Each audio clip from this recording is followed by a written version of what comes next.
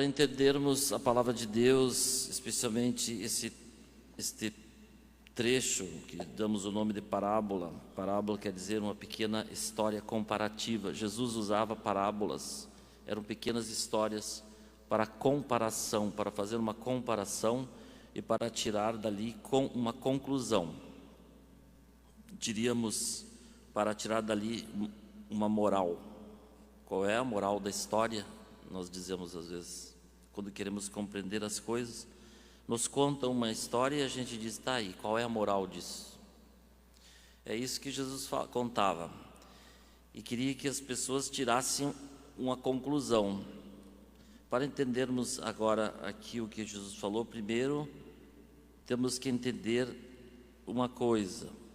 Nós ouvimos a palavra de Deus em português, só que ela não foi escrita em português.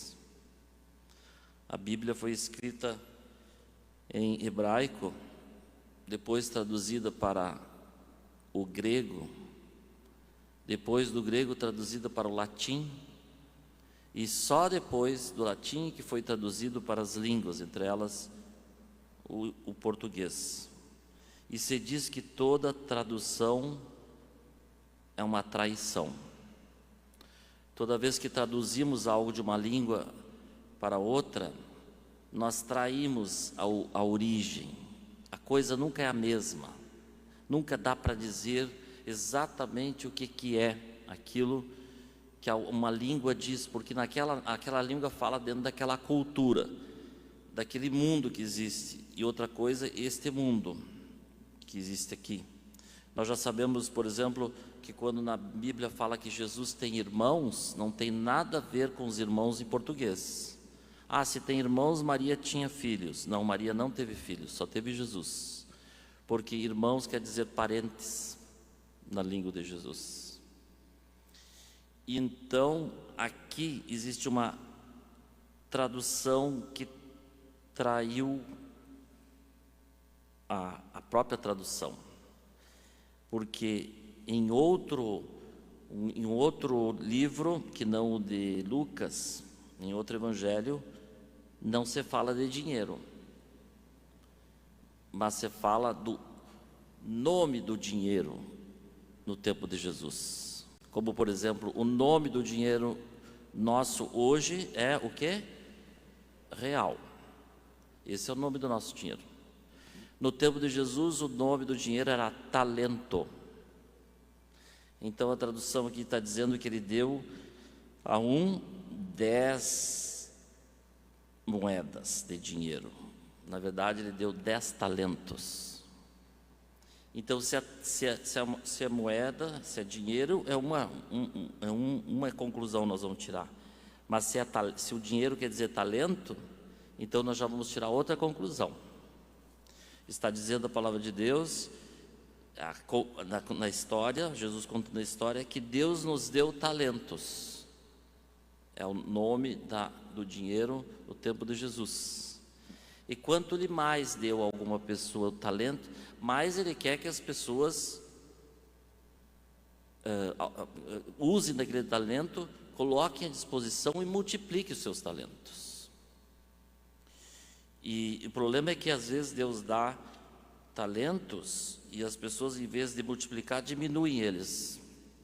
Então, já que pode ser que tenha pouco, tendo pouco devia multiplicar mais ainda do que aqueles que têm menos. Quem tem menos talento deve multiplicar mais que aqueles que têm mais talentos. Ele tem a tarefa. Ah, porque eu nasci com poucos talentos. Ah, é? Nasceu com poucos talentos? Tem outro que nasceu com mais. Então mostre a ti e ao mundo inteiro que tu é capaz de ter mais talentos ainda do que aquele que recebeu. Por isso que ele vai dizer, olha, quem tem pouco talento vai ganhar menos ainda, porque se ele tem pouco e não soube multiplicar mais ainda, então é melhor que nem tenha. Primeira coisa é isso. Então, o dinheiro aqui é talentos. O homem deixou talentos àquelas pessoas. Um aumentou 10 vezes mais o talento, outro 5 vezes e outro guardou o talento. E o talento ficou o mesmo talento. Quando ele voltou, aquela pessoa tinha os mesmos talentos. Então ele não gostou e ele condenou aquela pessoa, porque eu te dei um talento, mas mesmo te dando um talento, tu tinhas a possibilidade de chegar a ter 100 a partir de um. Agora que todos ganharam um talento pelo menos ganharam, tá?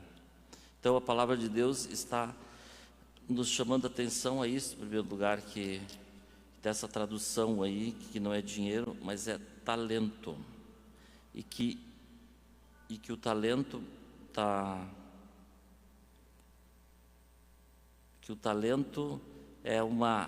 são dons que Deus nos deu, e que nós não podemos fazer como aqueles que não podemos ser como aqueles que ganham, que começam com, vamos dizer assim, como aconteceu já com alguns. O pai deu para um filho começar com a bicicleta, ele terminou com um carro. O outro deu um carro, o filho terminou com uma bicicleta. Entenderam? O pouco que a gente deu, que Deus nos deu, a gente deve sempre fazer progredir e fazer crescer sempre mais.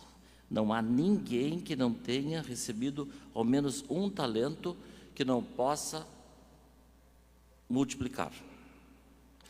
E maior das vezes a pessoa não multiplica o talento por egoísmo, porque a gente já sabe que quanto mais eu coloco meus talentos à disposição, a serviço, mais aumento os meus talentos. Quando eu me coloco à disposição, de pessoas, de instituições, da vida inteira, para as pessoas que eu encontro na minha vida, mas quem é que sai lucrando? É aquela história, quando alguém dá, quem é que ganha? Quem recebeu ou quem deu? Quem deu. Mais recebe quem dá do que aquele que recebeu. Mais cresce quem deu do que aquele que recebeu. Na verdade, ao você fazer um bem para alguém, quem saiu lucrando é quem fez o bem, mais do que aquele que recebeu o bem.